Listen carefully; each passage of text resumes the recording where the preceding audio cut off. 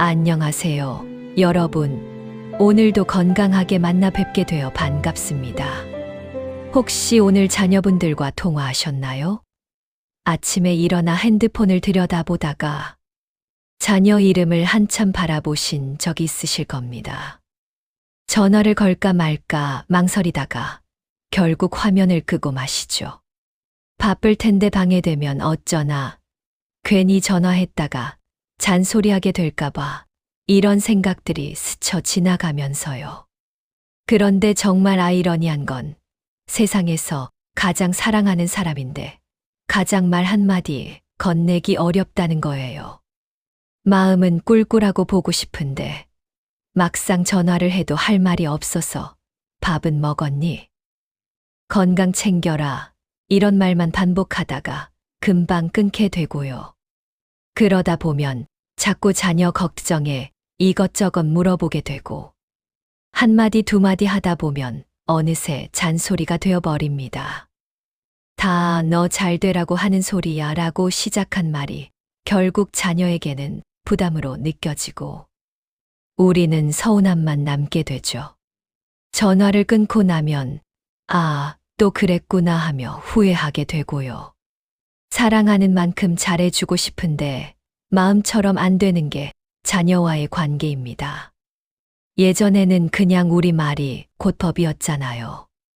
우리가 시키는 대로 하면 되는 거였고 그게 당연한 거였습니다. 그런데 지금은 아이들도 다 컸고 자기 생각이 있고 자기 삶이 있으니까 예전처럼 안 되는 거죠. 그러다 보니 관계가 점점 어색해지고 멀어지는 것 같아 마음이 아픕니다. 하지만 여러분, 방법이 있습니다. 오늘은 서운함은 지우고 사랑만 남기는 자녀와 갈등 없이 소통하는 황금 규칙. 3가지를 여러분과 함께 나눠보려고 합니다. 이 3가지 말만 기억하시고 실천하시면 자녀와의 관계가 지금보다 훨씬 편안하고 따뜻해질 거예요. 그 3가지가 무엇이냐고요? 바로 미안하다, 고맙다, 사랑한다입니다. 너무 간단해 보이시나요? 하지만 이 간단한 말들이 얼마나 큰 힘을 발휘하는지 지금부터 하나하나 자세히 말씀드리겠습니다. 끝까지 함께 해주세요. 본격적으로 소통의 황금 규칙을 말씀드리기 전에 가장 먼저 인정하고 받아들여야 할 사실이 하나 있습니다. 바로 우리 아이들이 더 이상 우리가 밥 떠먹여 주던 그 어린애가 아니라는 거예요. 생각해 보세요. 우리가 손톱 깎아주고 코 닦아주고 학교 숙제 봐주던 그 아이가 이제는 자기 가정을 꾸리고 직장에서 일하고 자기 아이를 키우고 있잖아요. 시간이 참 빠르죠. 어제 초등학교 입학했던 것 같은데 벌써 사회인이 되어 있고요. 자녀는 이제 더 이상 우리 품 안의 아이가 아닙니다. 독립된 성인이에요. 자기 인생을 책임지고 자기 선택에 책임을 지는 한 명의 어른입니다. 우리와 똑같이 존중받아야 할 인격체라는 거죠. 그런데 부모 마음이라는 게 참 묘해서 아무리 나이를 먹어도 우리 눈엔 영원히 어린아이로 보이는 거예요. 그래서 자꾸 그러면 안 된다. 이렇게 해라. 왜 말을 안 듣니? 이런 식으로 대하게 됩니다. 하지만 자녀 입장에서는 이게 얼마나 답답하고 숨 막히는 일인지 아세요?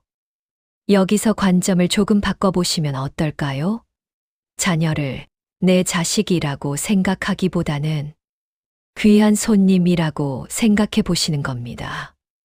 손님을 대할 때 우리가 어떻게 하죠? 반갑게 맞이하고 편하게 해드리려고 애쓰고 강요하지 않고 배려하잖아요. 자녀도 마찬가지입니다. 이거 해라, 저거 해라 간섭하기보다는 오늘 오느라 힘들었지. 뭐 먹고 싶은 거 있어? 이렇게 물어보는 거죠. 왜 아직도 그러고 사니가 아니라 내 선택을 엄마 아빠가 믿는다. 이렇게 말해주는 겁니다. 조금 멀리서 바라봐 줄 때 오히려 관계는 더 가까워집니다. 너무 가까이 붙어서 이것저것 참견하면 자녀는 숨이 막혀서 멀리 도망가고 싶어지지만 적당한 거리를 두고 존중해 주면 자녀가 오히려 더 자주 찾아오고 싶어집니다. 자녀는 우리 소유물이 아닙니다. 잠시 우리를 통해 이 세상에 온 독립된 인생을 사는 소중한 존재예요. 이 사실을 마음 깊이 받아들일 때 비로소 진짜 소통이 시작됩니다. 부모와 자식이 아니라 어른과 어른으로서 서로를 존중하는 관계 말이에요. 자, 이제 본격적으로 소통의 황금 규칙을 말씀드릴게요. 첫 번째 황금 규칙은 바로 미안하다입니다. 예, 부모가 자식한테 무슨 사과를 해요? 이렇게 생각하실 수 있어요. 우리 세대는 특히 그렇잖아요. 부모는 항상 옳고 자식은 부모 말을 따라야 한다고 배우며 자라왔으니까요. 그래서 자식에게 사과한다는 게 마치 부모의 권위를 깎아내리는 것처럼 느껴질 수 있습니다. 하지만 여러분, 우리가 완벽한 부모였나요? 돌이켜보면 후회되는 순간들이 있지 않으신가요? 화가 나서 소리를 질렀던 날, 바빠서 아이 말을 제대로 들어주지 못했던 날, 형제자매를 비교하며 상처를 줬던 말들, 경제적으로 힘들어서 해주지 못했던 것들. 그때는 우리도 젊고 경험이 없어서 어쩔 수 없었습니다. 우리도 처음 부모가 되어보는 거였으니까요. 최선을 다했지만 완벽할 수는 없었어요. 그리고 그 시절엔 생계를 꾸리기도 빠듯해서 아이들 마음까지 세심하게 챙길 여유가 없었죠. 하지만 지금은 다릅니다. 나이가 들고 경험이 쌓이고 보니 그때 저렇게 할 게 아니었는데 하는 생각이 들 때가 있잖아요. 그럴 때 용기를 내서 그땐 엄마 아빠가 잘 몰라서 그랬다. 미안하다라고 말해보시는 겁니다. 이 한마디가 자녀 가슴속 깊이 박혀있던 응어리를 녹이는 마법의 열쇠가 됩니다. 어쩌면 자녀도 그 일을 잊고 살았을 수 있어요. 하지만 부모님이 먼저 인정하고 사과할 때 자녀는 우리 부모님도 완벽하지 않은 사람이었구나. 그래도 나를 사랑하셨구나라고 느끼게 됩니다. 사과는 부모의 권위를 깎아내리는 게 절대 아닙니다. 오히려 자녀의 마음을 얻는 가장 멋진 행동이에요. 잘못을 인정할 줄 아는 부모, 솔직하게 마음을 표현하는 부모를 보면서 자녀는 더 큰 존경심을 느끼게 됩니다. 작은 것부터 시작해 보세요. 그때 내 말도 들어줬어야 했는데 미안해. 바빠서 신경 못 써줘서 미안했어. 이런 말들이요. 거창한 사과가 아니어도 됩니다. 진심이 담긴 미안하다는 말 한마디면 충분해요. 먼저 손 내미는 게 지는 게 아닙니다. 먼저 손 내밀 수 있는 용기가 있는 사람이 진정으로 강한 사람이고 성숙한 사람입니다. 오늘 자녀에게 전화해서 한번 말해 보시겠어요? 그동안 서운하게 했던 것들 미안하다고요. 두 번째 황금 규칙은 고맙다입니다. 이것도 참 중요한 말이에요. 우리는 자녀가 우리에게 뭔가를 해주는 게 당연하다고 생각하는 경향이 있습니다. 명절에 찾아오는 것, 가끔 용돈을 드리는 것, 안부 전화를 하는 것, 병원에 데려다 주는 것. 자식이 부모한테 당연히 해야 할 일 아닌가 라고 생각하시죠. 하지만 여러분, 요즘 세상이 얼마나 팍팍한지 아세요? 자녀들도 자기 삶 살기 바쁘고 힘듭니다. 직장에서는 야근에 시달리고, 집에 가면 애들 키우느라 정신없고, 집값 걱정, 교육비 걱정, 노후 걱정까지. 우리가 젊었을 때보다 훨씬 더 복잡하고 스트레스가 많은 세상을 살고 있어요. 그런데도 시간을 내서 부모님께 전화하고 주말에 찾아뵙고 좋은 것 사드리려고 애쓰는 거예요. 이게 정말 쉬운 일일까요? 아니에요. 자기 시간을 쪼개고 자기 돈을 아껴서 자기 체력을 쏟아부어서 하는 일입니다. 그럴 때 우리가 당연히 그래야지라고 받아들이면 자녀는 어떤 기분일까요? 아무리 해도 인정받지 못하는 것 같아서 허탈하고 서운하겠죠. 반대로 바쁠 텐데 시간 내줘서 정말 고맙다. 이런 걸 신경 써주다니 고마워라고 말하면 어떨까요? 자녀는 뿌듯하고 기쁘겠죠. 작은 것에도 감사를 표현해 보세요. 문자 메시지 한 통 보내온 것에도 연락 줘서 고마워. 과일 한 상자 사온 것에도 이런 것까지 신경 써주니 고마워. 잠깐 들러서 안부를 물어본 것에도 와줘서 고마워. 이렇게요. 부모님의 인정과 감사를 먹고 자란 자녀는 부모님께 더 잘하고 싶어집니다. 반대로 아무리 해도 인정받지 못한다고 느끼는 자녀는 점점 멀어지게 돼요. 당연한 게 아니라 고마운 일이라고 생각을 바꾸는 순간 관계가 달라집니다. 감사는 표현해야 전달됩니다. 마음속으로만 고맙다고 생각하지 마시고 입으로 말하고 문자로도 보내세요. 오늘 내가 해준 것 정말 고마웠어. 덕분에 힘이 났어 라고요. 고맙다는 말은 자녀에게 내가 부모님께 잘하고 있구나. 내가 소중한 사람이구나 라는 확신을 줍니다. 그리고 그 확신이 자녀를 더 자주 부모님 곁으로 오게 만듭니다. 오늘부터 자녀에게 하루에 한 번씩 고맙다고 말해보세요. 작은 일에도요. 세 번째 황금 규칙은 가장 힘들지만 가장 중요한 말, 바로 사랑한다입니다. 우리 세대는 참 표현에 인색했죠. 사랑한다는 말을 입 밖에 꺼내본 적이 거의 없으실 겁니다. 배우자에게도 자녀에게도요. 그냥 마음속으로 사랑하면 되는 거지 굳이 말로 해야 하나 싶으셨을 거예요. 말하지 않아도 다 알 거라고 생각하셨고요. 하지만 여러분, 마음속에만 있는 사랑은 전달되지 않습니다. 아무리 깊이 사랑해도 표현하지 않으면 상대방은 모릅니다. 특히 요즘 세대는 확실한 표현을 원해요. 당연히 사랑하지가 아니라 사랑한다는 말을 직접 듣고 싶어 합니다. 생각해 보세요.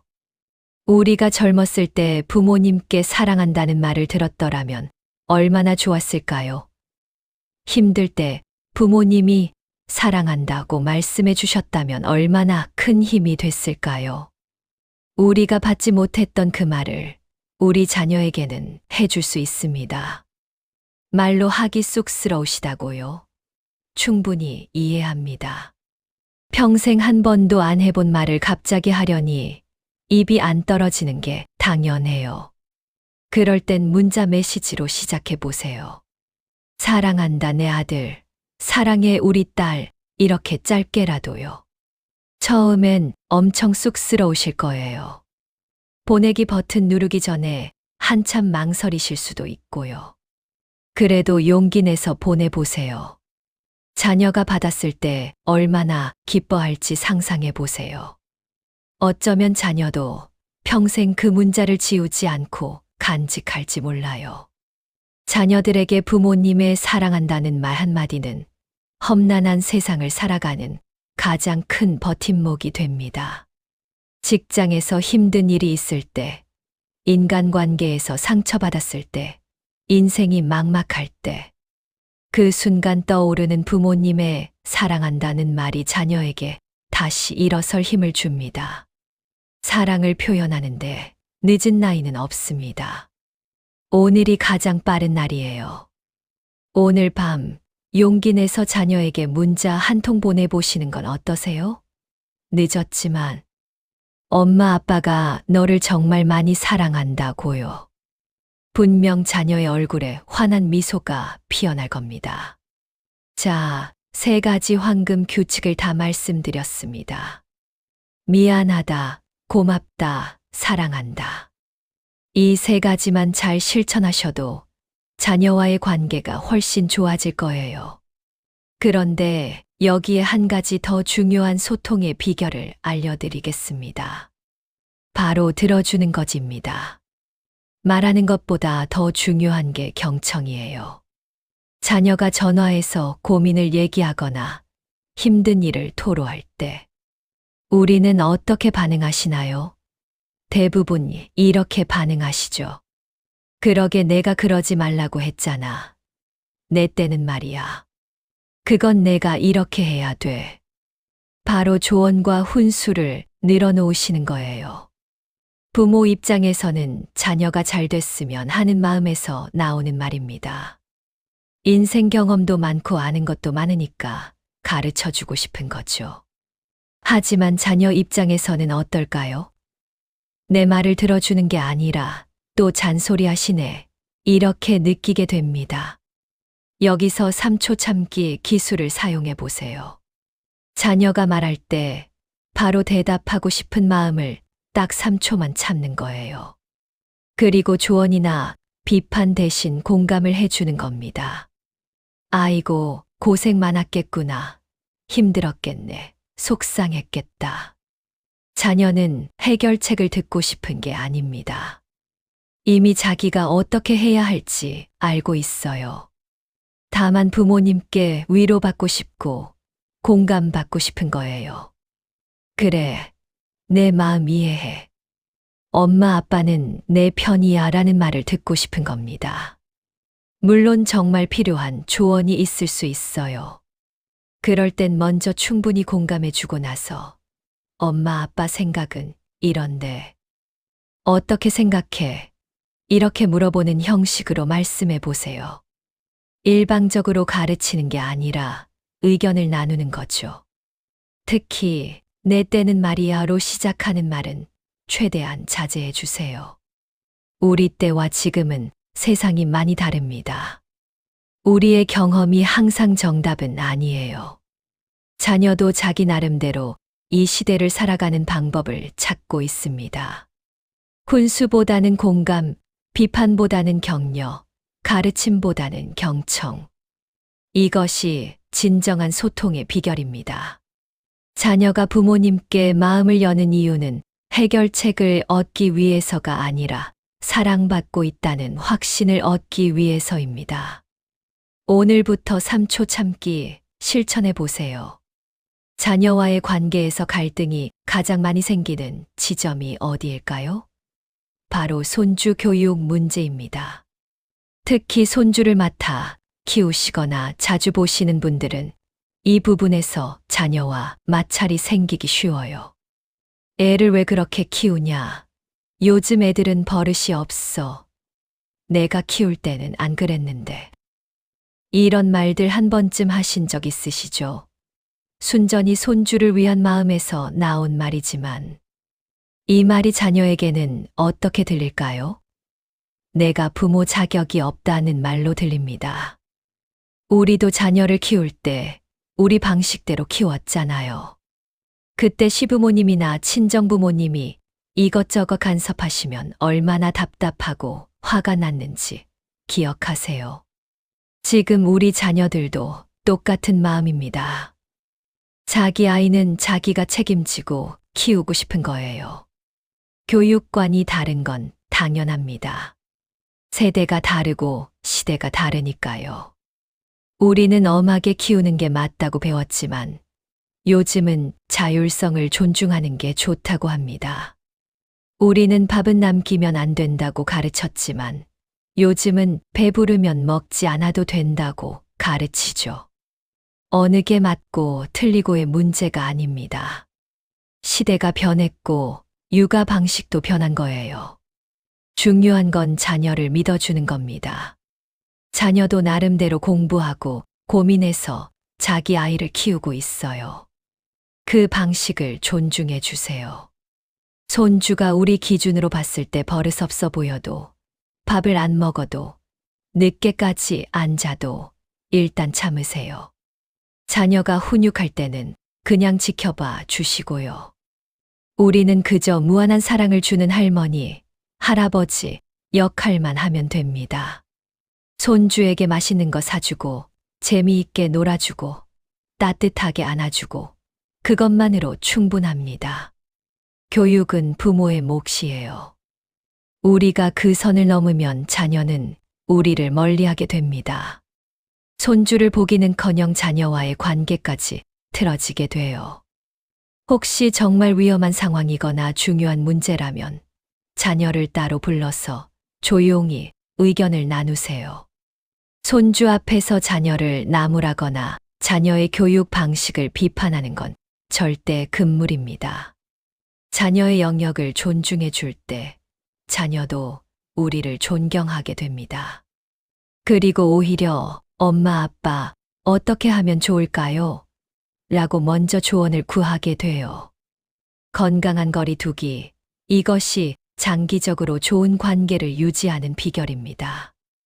여러분, 오늘 함께 나눈 이야기들 어떠셨나요? 미안하다, 고맙다, 사랑한다는 말, 3초 참고 공감해주기, 자녀의 영역 존중하기. 간단해 보이지만 실천하기는 쉽지 않은 것들이죠. 하지만 한 가지씩 천천히 해나가시면 됩니다. 오늘 당장 완벽하게 다 바꾸실 필요는 없어요.